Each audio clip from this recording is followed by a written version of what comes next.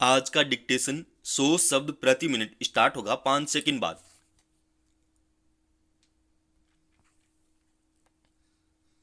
Start. पिछले कई दिनों से राजधानी दिल्ली की हवा कैसी है, यह जग जाहिर है। अंदाजा इससे लगाया जा सकता है कि प्रदूषण में लगातार बढ़ोतरी की वजह से यहाँ प्रतिबंधों के स्तर को और ज्यादा सख्त करने की जरूरत पड़ रही है। इसके बावजूद दिल्ली और राष्ट्रीय राजधानी क्षेत्र में कोई राहत मिलती नहीं दिख रही। हवा में घुले धुएं और धुंध की वजह से लोगों की परेशानियां कम नहीं हो रही हैं। सेहत के सामने कई तरह की मुश्किलें गहरा रही हैं।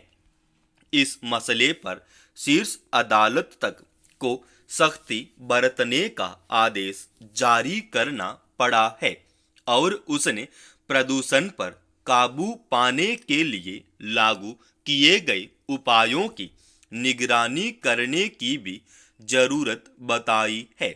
लगातार बढ़ती मुश्किलों के मद्देनजर इस उम्मीद में दिल्ली में ग्रेप 4 के नियम लागू किए जा चुके हैं कि प्रदूषण में उपजी स्थिति में कुछ सुधार होगा, मगर सरकार की ओर से तमाम उपायों को सख्ती से लागू करने के दावे के बरक्स हकीकत यह है कि राजधानी में वायु गुणवत्ता सूचकांक 400 से ऊपर दर्ज किया गया। गौरतलब है कि ग्रेप 4 के तहत दिल्ली में बाहर से आने वाले वाहनों के सीमित प्रवेश को लेकर जो नियम लागू किए गए हैं, उनके सख्ती से पालन को लेकर कई सवाल उठे हैं। वाहनों के दिल्ली में दाखिल होने की जगहों पर सख्त निगरानी लागू करने पर जोर देने से लेकर कृत्रिम बारिश कराने तक पर विचार किया जा रहा है, मगर इस क्रम में नियमों के असर और उनके विरोधाभास को लेकर भी ऊहापोह की स्थिति बन रही है। प्रदूषण की रोकथाम के मद्देनजर पहले ही दिल्ली में पेट्रोल और डीजल से चलने वाली कारों के लिए क्रमशः 15 और 10 वर्ष की सीमा तय की गई है, मगर फिलहाल बाहर से दिल्ली में प्रवेश करने वाली गाड़ियों को जिस तरह प्रतिबंधित किया गया है, उसमें इससे कम अवधि वाले वाहन भी प्रभावित हो रहे हैं।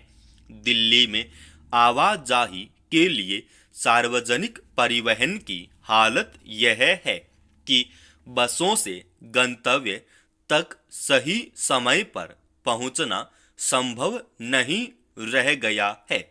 वहीं मेट्रो भी अब समय और जरूरत के तकाजे के बोझ से दब रही है। सवाल है कि इस वर्ष फिर ठंड की आहट के साथ ही प्रदूषण की वजह से उपजी समस्या के गहराते जाने के बाद दिल्ली सरकार ने जो शुरुआती उपाय किए, उससे राहत क्यों नहीं मिली।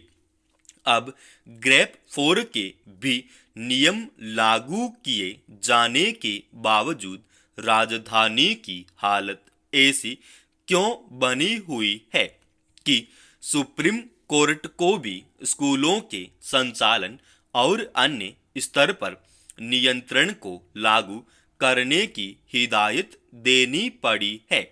प्रदूषण का जो स्तर बना हुआ है, उस पर काबू पाने के लिए हर उचित उपाय किए जाने चाहिए। इससे किसी को असहमति नहीं होगी, मगर क्या इस क्रम में ऐसी स्थिति पैदा होनी चाहिए कि उन उपायों से आम लोगों को राहत मिलने के बजाय उनकी परेशानियों में इजाफा ही हो जाए। दिल्ली में वायु गुणवत्ता की दशा जिस पैमाने तक पहुंच गई है, उसमें बाहर से आने वाले वाहनों के यहाँ सीमित प्रवेश को लेकर लागू नियम का अपना महत्व हो सकता है, लेकिन इसके बावजूद अगर दिल्ली के वायु गुणवत्ता सूचकांक में कोई सुधार नहीं हो रहा है, तो इसकी क्या वजहें हैं? प्रदूषण से निपटने के वास्तविक उपायों को लागू करने के मोर्चे पर निरंतरता सुनिश्चित किए बिना तात्कालिक शक्तियों से कितनी राहत मिलेगी? युद्ध का मैदान अंतिम तौर पर किसी ठोस समाधान की ओर नहीं ले जाता। इसका दूरगामी प्रभाव आसपास के लोगों पर ही नहीं, पूरे विश्व पर पड़ता है। इतनी प्रगति का क्या फायदा जब कोई देश युद्ध को लेकर अत्यधिक आक्रामक होकर दूसरे देशों के लोगों और यहाँ तक कि अपने नागरिकों का भविष्य रसातल में ले जाए। यह दुखद है कि दुनिया आज भी युद्ध के भयावह मंजर देख रही है। एक दूसरे पर महीनों से हमले कर रहे देशों को रोक पाने में संयुक्त राष्ट्र भी असहाय है। हैरत की बात है कि संवाद और कूटनीति के इस दौर में आज चंद देश प्रत्यक्ष या परोक्ष रूप से युद्ध कर रहे हैं, बिना यह सोचे कि उनकी पीढ़ियां दशकों पीछे चली जाएंगी।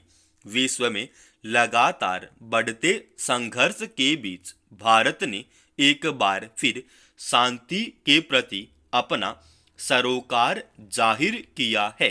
उसने याद दिलाया है कि युद्ध से कोई ठोस हल नहीं निकलता। रोम में MED मेडिटेरेनियन संवाद के 10वें संस्करण में विदेश मंत्री S जयशंकर ने पश्चिमी एशिया में द्विराष्ट्र का समर्थन करते हुए स्पष्ट किया है कि सैन्य अभियानों में बड़े पैमाने पर नागरिकों की मौत को भारत अस्वीकार्य मानता है। इसमें कोई दो राय नहीं कि अंतर्राष्ट्रीय मानवाधिकार कानूनों की अवहेलना नहीं की जा सकती। इजराइल फिलिस्तीन संघर्ष और रूस यूक्रेन युद्ध में हजारों नागरिक मारे जा चुके हैं। भारी तबाही के दृश्यों ने पूरे विश्व को विचलित कर दिया है। पश्चिम एशिया लंबे समय से संघर्ष का दौर देख रहा है। इससे किसी पक्ष का पलड़ा भारी होता दिखा हो सकता है, लेकिन इससे जनधन की भारी क्षति हुई, खासतौर पर कमजोर पड़ने वाले देश की वर्षों और दशकों की विकास की उपलब्धियां बर्बाद हो गईं। ऐसे में युद्ध विराम की आवश्यकता हर कोई महसूस कर रहा है। भारत ने इसकी पुरजोर हिमायत की है, क्योंकि संयम बरतकर और परस्पर संवाद को आगे बढ़ाते हुए ही युद्ध क्षेत्र से बाहर समस्या का समाधान निकाला जा सकता है। भारत ने संकेत दिया है कि वह अंतर्राष्ट्रीय कूटनीतिक प्रयास के लिए सार्थक योगदान देने के लिए तैयार है। पश्चिम एशिया में तत्काल संघर्ष विराम कराने के लिए कुछ बड़े देशों को भी आगे आना चाहिए, क्योंकि शांति कायम होने से ही दुनिया आगे बढ़ेगी। समाप्त। दोस्तों, रोजाना ऐसी एडवांस डिक्टेशन के लिए इस चैनल को आप अभी सब्सक्राइब कीजिएगा, और आपको अगर डिक्टेशन अच्छी लगी तो प्लीज दोस्तों वीडियो को लाइक कीजिएगा,